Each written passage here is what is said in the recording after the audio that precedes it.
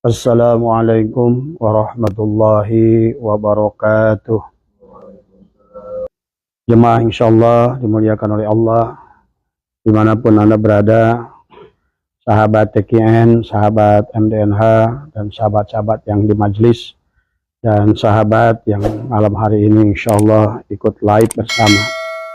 Pertama yang utama, marilah kita sama-sama panjatkan puja dan puji syukur kehadirat Allah Subhanahu wa taala. Alhamdulillah wa syukrillah. Allah menjalankan kita pada malam hari ini untuk bisa mewajah baik langsung yang ada di majelis maupun yang tidak langsung, yang ada sahabat-sahabat yang ada di beberapa daerah yang insya Allah malam hari ini akan gabung, ya, karena Abah tidak bisa hadir dalam acara undangan-undangan Isra Mi'raj. Barangkali malam hari ini kita sama-sama adalah belajar, ya. Jadi kita wajib kita ucapan syukur pada Allah dengan ucapan hamdalah alhamdulillahi rabbil alamin. Salawat serta salam semoga dilimpah curahkan kepada junjungan alam baginda Nabi Muhammad sallallahu alaihi wasallam beserta pengikutnya, beserta ahlul baitnya, bersama sahabatnya semua, para tabi'in, tabi'at tabi'in, para syuhada, para salafus saleh, seluruh muhibbin yang berjuang untuk membawa obor ilmu Allah yang telah dibawakan oleh Rasulullah SAW, semoga senantiasa ada di dalam kemuliaan, ada dalam kebahagiaan.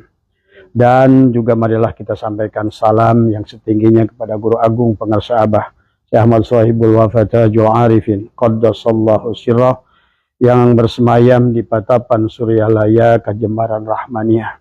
Semoga Allah tambah kemuliaannya dan semoga kemuliaannya adalah luber khususnya kepada ahli-ahlinya, ada khususnya Pengarsa Umi, para putra, para cucu cicit, dan seluruh keluarga besar Syekh Abdullah Mubarak bin Nuri Muhammad dan seluruh keluarga besar Syekh Ahmad Shahibul Wafatajul Arifin dimanapun berada, dan kepada seluruh muhibbinnya, para wakil talkinnya, dan seluruh para ulama-ulamanya yang ada di Pondok Pesantren Suralaya dan di berbagai negara. Semoga semuanya senantiasa dimuliakan oleh Allah Subhanahu wa taala. Marilah sekali lagi kita akan bacakan surat Al-Fatihah kepada mereka, ya. Kita memohon karena jangan sampai yang berbicara ini adalah tubuh yang kasar ini, ya. Haji Asep sungguh tidak punya daya dan kekuatan, tidak memiliki kemampuan. Biarkanlah kalam Allah, lisan ini dipergunakan olehnya untuk menyampaikan adalah sedikit tentang rahasianya. Dan biarkan hati ini adalah lebur kepada aturannya. Dan biarkan tubuh ini adalah hilang, adalah untuk bisa sama-sama, bisa saling memahami tentang ilmu-ilmu Allah yang sangat tinggi, ya. Dan oleh karena itu, semoga dengan syafaat baginda Nabi dan karomah luluberan dari para ahli silsilah, khususnya adalah Pengarsa Abah, semoga kita senantiasa pada malam hari ini adalah terbimbing tadi semua, ya. Insya Allah dengan adanya kita sandarkan kepada mereka, semoga kita menerimanya adalah dengan hati yang bersih, dengan hati yang jernih, dengan pikiran yang baik, pikiran yang positif, dengan tujuan adalah semoga ada ridho Allah pada kita semua, ya. Ala hadini ala kulli niyatin salihah ila hadratina. Al-Fatihah. A'udzubillahi minasyaitonir rajim. Bismillahirrahmanirrahim. Alhamdulillahi rabbil alamin. Ar-Rahmanir Rahim. Maliki yaumiddin. Iyyaka na'budu wa iyyaka nasta'in. Ihdinas siratal mustaqim. Siratal ladzina an'amta 'alaihim ghairil maghdubi 'alaihim waladdallin. Amin. Sebelum mulai, marilah kita mengucapkan basmalah. Kita mohon kepadanya, semoga dengan disebutkannya namanya adalah bahwa kita diberikan kemampuan yang berbicara, yang mendengarkan, adalah menjadikan wasilah turunnya adalah taufik dan hidayah dari Allah, agar kita adalah diberikan kefahaman dan sekaligus juga adalah diberikan tuntunan untuk sampai kepadanya. Karena sampai itu adalah merupakan satu kewajiban kepada kita. Kita diwajibkan untuk bisa sampai kepadanya sebelum bahkan kita pulang pada Allah. Maka itulah yang harus difahami oleh sahabat kita dan oleh kita sama-sama semua. Firman Allah di dalam Al-Quran, Ya ayyuhalladzina amanu ittaqullaha haqqa tuqatih wa la tamutunna illa wa antum muslimun. Hai orang-orang beriman, bertakwalah kepada Allah, ittaqullaha haqqa tuqatih, dengan sebenarnya takwa. Dan janganlah kamu mati sebelum kamu sampai kepadaku. Itu bahasanya. Janganlah kamu mati kecuali telah selamat.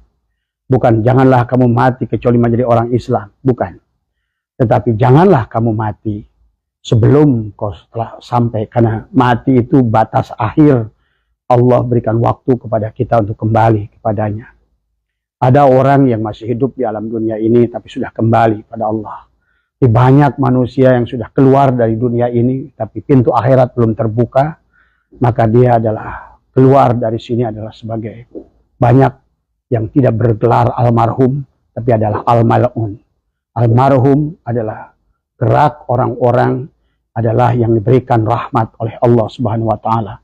Orang yang diterima oleh Allah Subhanahu wa taala, itulah yang disebutkan adalah almarhum. Tapi orang yang pada saat matinya belum mampu mengembalikan apa yang harus dikembalikan oleh Allah, maka sesungguhnya dia adalah al-mal'un, adalah manusia yang dilaknat oleh Allah Subhanahu wa taala, yang Allah sudah ingatkan juga dalam Al-Qur'an, walaqad dara'na li jahannama katsiran minal jinni wal insi lahum qulubun la yafqahuna biha. Mereka matinya itu dalam kondisi lahum qulubun la yafqahuna biha. Dan jumlahnya adalah, dan Allah memastikan dengan tahqiq dan mafhum dan mantuk firman ini menjelaskan banyaknya manusia walaupun dia beribadah kepada Allah, tetapi di sini katakan kasiran minal jinni wal insi. Kalau Allah sudah bicara kasir itu banyak. Maka di penghujung ayat tadi setelah lahum qulubun la yafqahuna biha, maka di ujung ayatnya adalah ulaika kal an'am.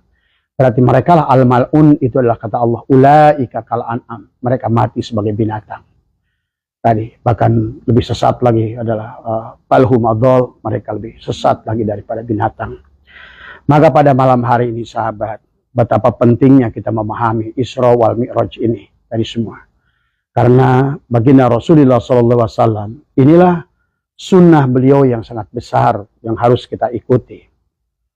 Mau ngikutin siapa kita tadi? Maka kalau kita tidak memahami adalah kisah Isra wal Mi'raj ini adalah yang sebetulnya sudah dialami oleh dari mulai Nabi Adam sampai Nabi Isa alaihissalam, semuanya menjalankan Isra wal Mi'raj.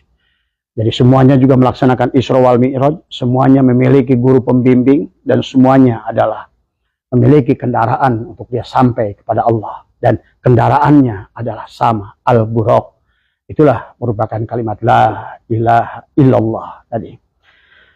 Maka oleh karena itu marilah kita ucapkan basmalah, semoga dengan disebutkannya nama Allah yang Rahman, Allah Ar-Rahmani, memberikan nikmat besar di dunia. Kalau Allah sudah memberikan rahmat yang besar kepada kita, semoga kita tidak dibatasi dengan kebodohan. Karena bagi Allah, untuk membawanya kepada Allah tidak membutuhkan ilmu. Justru kita adalah harus mematikan diri kita. Orang yang merasa dirinya pintar justru adalah sulit untuk sampai kepada Allah. Tadi semua, ya. Nah tadi, maka ini yang harus dipahami oleh kita adalah, maka itulah konsep untuk kembali kepada Allah itu dengan konsep al-mutu qabla an tamutu, bahkan kita harus mati. Orang tua dulu selalu berkata, ayah saya selalu berkata, kita bapak mah teu bodoh-bodoh acan, bapak mah teu hirup-hirup acan, bapak mah paeh. Nah ini, itu adalah gambaran untuk menempatkan dirinya adalah al-mutu qabla an tamutu. Itulah orang-orang yang sudah pulang kepada Allah tapi dia masih hidup di alam dunia. Ya. Tetapi orang yang sampai kepada Allah itu Allah sampaikan adalah sullatum minal awwalin wa qalilun minal akhirin. Inilah sebuah skema Allah yang demikian yang harus kita fahami, ya.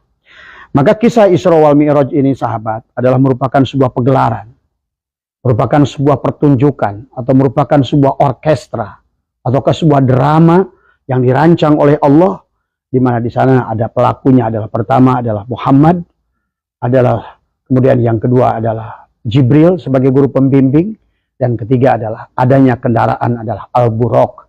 Nah inilah semuanya harus kita pahami. Nah siapa yang akan dituju oleh Muhammad? Adalah Allah. Maka sebelum Abah bicara adalah mari kita ucapkan dengan kelengahan hati, kita menyebutkan asmanya. Selaga menghadirkan dia. Karena intinya adalah sholat itu adalah menghadirkannya. Artinya doa itu adalah menghadirkan Allah di dalam, bukan meminta. Menghadirkan Allah. Sholat juga adalah menghadirkan Allah. Artinya sholat itu adalah hadir Allah. Dan adapun wudu adalah nanti kita akan bahas adalah menghilangkan yang selain Allah. Karena selama kamu ada, maka dia tidak ada. Jadi wudu adalah memutuskan dirimu dengan selainnya supaya dia tajali pada dirimu. Maka wudu boleh diartikan adalah tahalli. Adalah menjadikan supaya dia tahalli, barulah dia tajali dari semua. Maka barulah dia akan menjalankan dirimu. Karena kalau kamu adalah kamu, maka tentu kamu tidak akan mengenalnya dari semua. Kecuali kamu adalah bukan kamu, barulah engkau akan dijalankan olehnya. Marilah sahabat, kita sama-sama mengucapkan basmalah. Bismillahirrahmanirrahim. Insya Allah ya, yang ingin Abah sampaikan ini sekali lagi bahwa yang berbicara tidak lebih alim, yang bicara tidak lebih soleh, bahkan mungkin paling bodoh dari semua.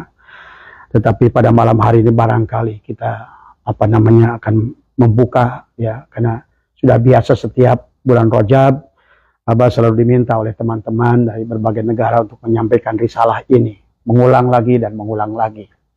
Karena baginda Nabi yang agung adalah sebelum mendapatkan perintah sholat, melaksanakan ibadah itu adalah Isra wal Mi'raj dulu. Karena tanpa liqa dulu dengan Allah, bagaimana kita akan bermusyahadah pada Allah? Karena musyahadah itu setelah liqa, setelah sampai kepadanya, barulah musyahadah. Setelah musyahadah, barulah kita akan ada mahabbah. Tetapi harus dipahami oleh Bapak, pada kalau dalam ilmu tauhid berbicara menuju Allah, jangan diartikan Allah itu ada pada satu tempat. Itu satu. Ya, ada mangkulat yang harus dipahami oleh kita. Tidak boleh, karena salah satu diantaranya adalah yang membuatkan diri kita bisa murtad, kufur adalah Allah ditempatkan sebagai jihad. Di atas, di depan, di belakang, di luar, di dalam. Itu hal yang tidak boleh dilakukan kepada Allah. Ya. Maka bicara dekat dengan Allah tidak sama dengan bicara dekatnya adalah kita dengan makhluk. Bicara sampai kepada Allah bukan berarti kita sudah setelah berjalan bertemu dengan dia. Bukan. Makanya mangkulat yang demikian adalah salah satunya adalah jihad, adalah merupakan hal yang batil kepada pemahaman kepada Allah. Di dalam diri Allah batil, di luar diri Allah batil, di depan Allah batil, di atas Allah batil, di kanan Allah batil, di kiri Allah batil. Dekat disamakan dengan dekatnya saya dengan Bang Agus batil. Jauh dikatakan saya dengan Bang Agus batil kepada Allah itu. Maka inilah konsep-konsep pemahaman yang harus dipahami. Yang insya Allah yang Abah sampaikan saat ini juga, karena tafsir itu sahabat dibagi. Ada tafsir mulkiyah untuk jasad, tafsir alakutiyah untuk ruh ruhani, tafsir jabarutiyah untuk ruh sultani, dan tafsir ada lahutiyah untuk ruh al-qudsi. Maka tafsir sebagaimana kelapa, kulit kelapa adalah mulkiyah. Tafsirnya tafsir mulkiyah, bicaranya tentang kulit. Kemudian masuk ke dalam adalah bicara tentang batok kelapa. Itulah tentang torikot. Itu sudah masuk dalam tafsir malakutiyah. Tapi masuk lagi ke dalam adalah ketemu dengan daging kelapa. Itulah tafsir yang disebutkan tafsir jabarutiyah. Nah, disitulah kita tidak akan menemukan apa-apa. Kecuali adalah sampai daging kelapa. Tapi dari daging kelapa, asal ilmunya benar, kita akan menemukan minyak keletik intisari daripada kelapa. Itulah tujuannya kita Isra wal Mi'raj. Sampai kepada titik itu. Maka barangkali ya, yang akan Abah sampaikan pada malam hari ini adalah lebih kepada tafsir yang ke dalam jabarutiyah dan lahutiyah tadi semua. Ya, hanya karena kalau barangkali ada sebagian yang memandangnya dari tafsir mulkiyah, tentu akan berbenturan tadi semua. Ya, sebagaimana pandangan Nabi Musa dan Nabi Khidir. Nabi Musa adalah pandangan namanya tafsir mulkiyah, yang dilihatnya apa yang dilihat oleh panca indera. maka akan terus berbenturan dengan Nabi Khidir alaihissalam. Maka inilah pelajarannya kepada kita yang harus kita fahami ya tadi semua ya. Nah, firman yang dalam Al-Qur'an berbicara tentang Isra Mi'raj tidak banyak, sahabat ya. Bahkan di dalam surat Al-Isra tidak dibahas tentang Mi'raj. Ada bahkan di dalam surat Al-Isra ada kalau udah bicara tentang tafsir Jabarutiyah Lahutiyah, subhanalladzi asra bi abdihi, belum tentu Nabi Muhammad di situ. Bahkan barang jadi Allah itu dari mulai Nabi Adam, bi abdihi, siapapun yang menjadi hambanya Allah akan dijalankan oleh Allah. Nabi Sis, siapapun dia menjadi hambanya Allah akan dijalankan oleh Allah. Siapapun di antara mereka sudah mencontohkan adalah sebagai seorang hambanya Allah, maka dia adalah dijalankan oleh Allah. Itulah subhanallah di asra bi abdihi, adalah sesungguhnya di bawahnya itu adalah berlanjut pada kisah Nabi Musa. Maka lebih cenderung mufassirin tafsir Lahutiyah lebih percaya kepada subhanallah di asra bi abdihi ini sebetulnya lebih pisah kepada kepada Nabi Musa alaihissalam. Tapi tidak apa-apa, karena baginda Nabi pun adalah melaksanakan Isra wal Mi'raj. Dan bahkan Nabi Muhammad SAW itu meniti, menapaki, adalah menyempurnakan perjalanan ruhani yang dilakukan oleh para rasul sebelumnya, yang mereka juga sama dijalankan oleh Allah. Jadi inilah maka subhanalladzi asra bi abdihi lailan minal masjidil haram ilal masjidil aqsa barokna haulahu linuriyahu min ayatina. Ini adalah di sini ada 8 rahasia tersembunyi. Diawali dengan subhan. Kemudian lanjutkan dengan kata asra. Kemudian di abdihi. Kemudian lailan. Kemudian masjidil haram. Kemudian masjidil aqsa. Kemudian barokna haulahu linuriyahu. Karena ini harus dilihat. Keberkahannya terlihat. Maka disitulah baginda Nabi akan melihat alam barzah. Baginda Nabi melihat sorga. Baginda Nabi melihat neraka. Baginda Nabi melihat siksa kubur. Dan demi Allah, di antara kalian pun kalau sudah mampu ke sana akan sama apa yang dilihat oleh Rasulullah SAW, nyata dengan penglihatan kalian sendiri. Nah inilah ya. Tapi Abah juga akan batasi pada malam hari ini untuk satu level lagi Abah tidak bicarakan.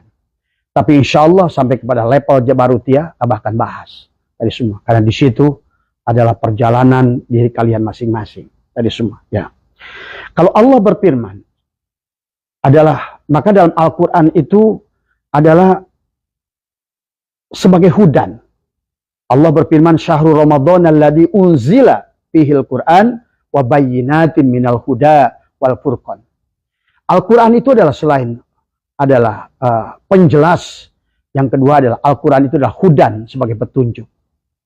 Tetapi yang harus lebih dipahami oleh Bapak, kalau Al-Quran adalah sebagai hudan, sebagai petunjuk, maka ada dalil, ada madlul. Ya. Kalau dalil adalah untuk sebagai petunjuk, tapi madlul, apa yang ditunjukkannya? Karena kalau seandainya dalil itu sebagai dalil, tapi Anda tidak menemukan madlulnya apa, atau bahkan makosidnya apa tujuan Allah menjelaskan itu, maka dalil itu tidak ada gunanya. Sama seperti Allah berdalil tentang menutup aurat. Nasnya ada. Tetapi mampukah madlulnya tujuan menutup aurat itu apa? Maka disinilah yang harus kita pahami. Maka ada nas, ada mafhum nas. Maka tanpa memahami mafhum nas, maka kita tidak akan ngerti makosidnya untuk apa Isra wal Mi'raj ini. Jadi ini ya yang harus dipahami oleh kita. Kemudian juga baginda Nabi bersabda, Innal Qur'ani sab'atu butun. Sesungguhnya Al-Quran itu adalah akan